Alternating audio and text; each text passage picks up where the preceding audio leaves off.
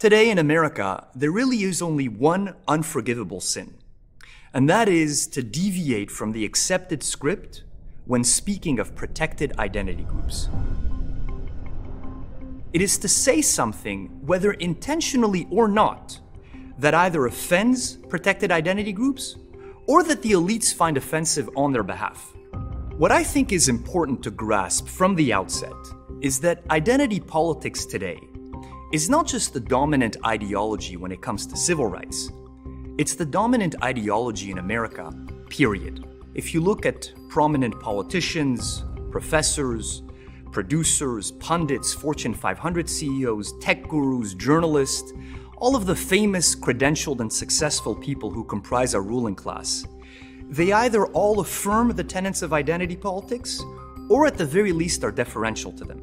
Americans are now divided into favored and disfavored groups, and civil rights law, we are told, should not apply to the favored groups. Identity politics is demanding that we judge people not by the content of their character, but by the color of their skin, their sex, and their sexual orientation.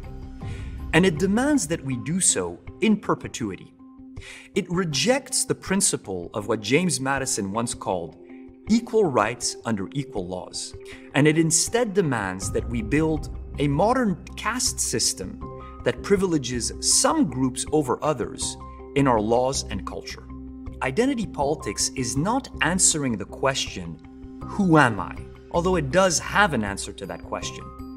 Its primary focus, rather, is the much deeper question of, why is there evil in the world?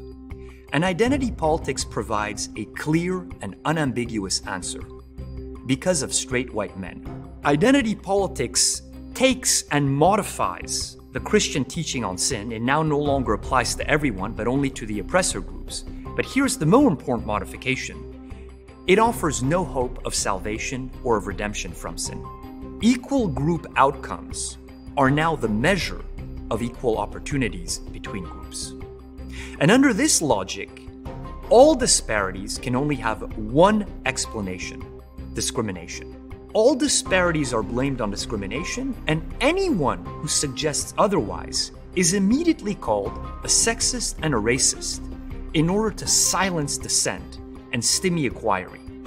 And here, of course, ultimately is the great paradox of this focus on group results.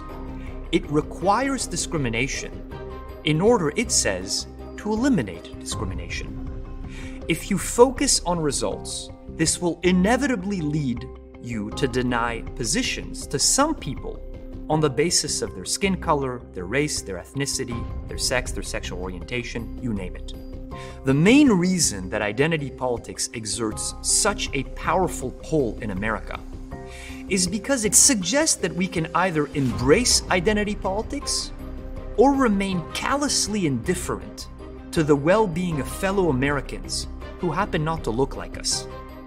This, in truth, is a false choice.